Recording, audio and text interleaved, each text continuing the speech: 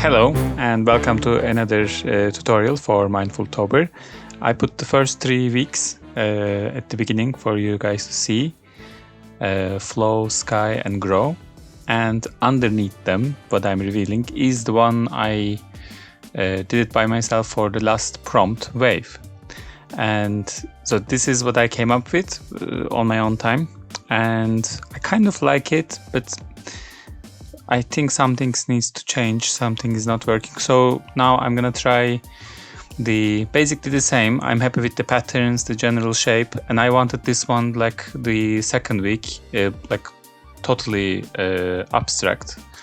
I don't want to draw like waves crashing against the sea or something, but it is inspired by waves. That's what waves kind of gives as a feeling, like what comes out of me as an abstract painting, and it's just a starting point basically. So then with some shapes that's in my mind, I try to put that into lines on the paper basically. So like I said, I like the general shape, but the other paper I worked on was square. This one is a rectangle, so I need to fit it into the new ratio.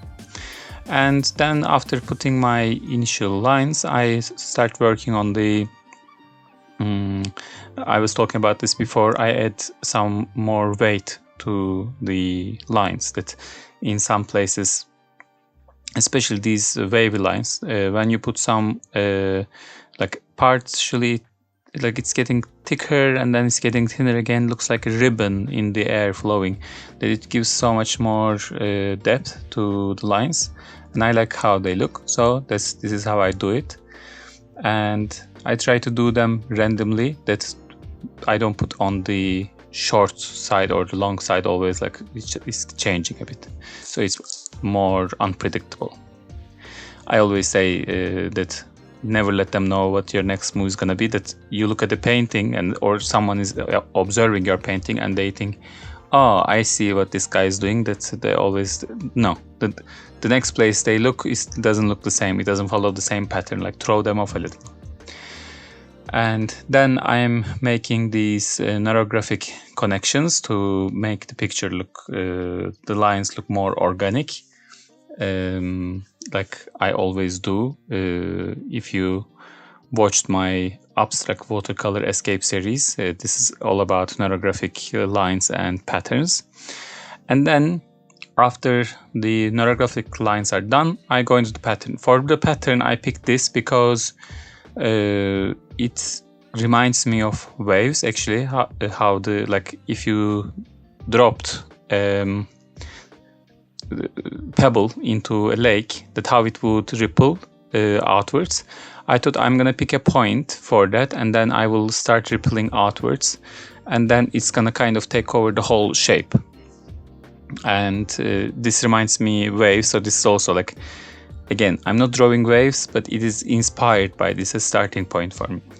And also doing these lines, really relaxing, really good for your brain. So I would totally recommend you doing this, trying to like match to the previous line as much as you can, but it's never perfectly done, so it creates its own shapes and textures.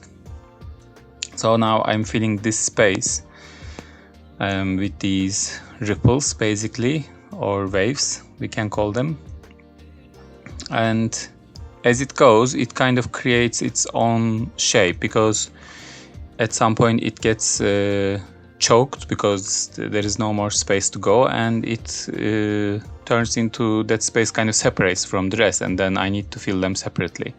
And this also feels like waves, how the waves would behave.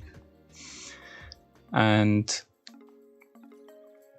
I did this first version when I was outside at the coffee shop. That's also a nice thing to do, that when you're creating your design, all you need is a piece of paper and pen basically, and that's a very light way to travel. And after that later you can paint it when you're at home. You don't even have to take your paints with you sometimes. But of course I had my paints with me, but outside I only did the line work. That's usually the most time-consuming part, and also the best part for your brain.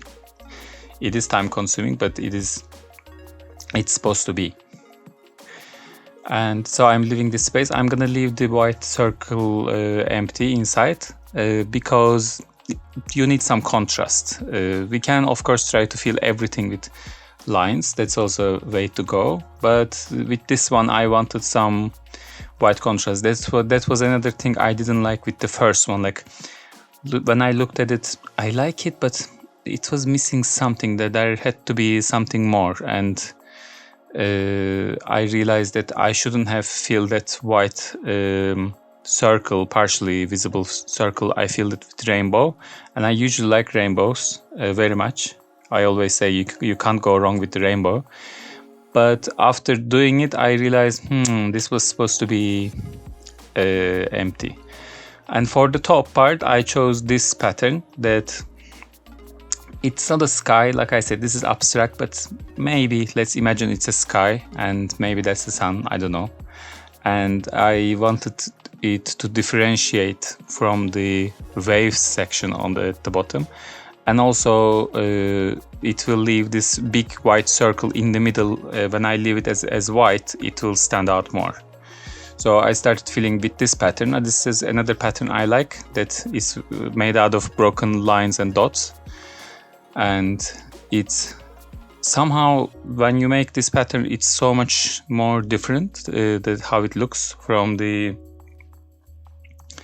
rest of the like if you just did unbroken lines, like straight lines, and this, it just gives so much texture, and I do like that. So I'm filling the rest of the space, and then it will be it for this part, and I'm gonna go into painting. And the challenge with this one was that I already did this one, and I wasn't happy with it. So while recording, I need to figure out what to do and hope that it will go well. So I'm now done with the sky. If it's a sky, I don't know, but maybe these are waves rising against this imaginary sky. I don't know. And I was sure that I needed some turquoise in this. Like I wanted to be, when I was outside, when I painted the other one before, I didn't have my turquoise next to me, and I knew that I wanted some turquoise in this, and I wanted to be again wavy, like going from one shade of blue to the another. I left a part there, so I filled it with patterns again. And so I'm doing this quickly. The paper is dry. This is not wet on wet, but while the parts I add the water is still wet, I add the paint is still wet, I'm adding another one right next to it, so they blend into each other. And so this part will be the different shades of blue basically, and maybe a bit of green as well. So it's a bit like the water, because where else will you gonna have waves? And looking at this, I'm much more happier than the previous version. I think in there purple didn't work for me for some reason.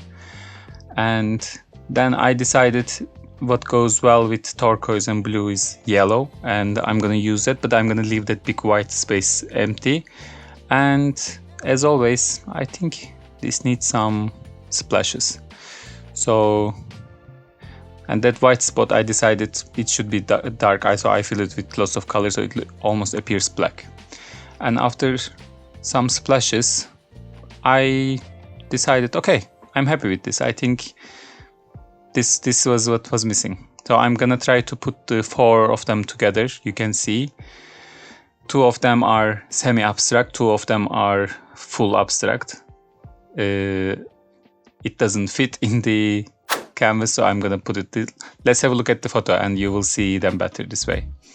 Here are them 4 in a row. The one on the left, sky, then flow, and then grow, the tree, rainbow tree, and finally the final prompt, for week 4 of Mindfultober is waves.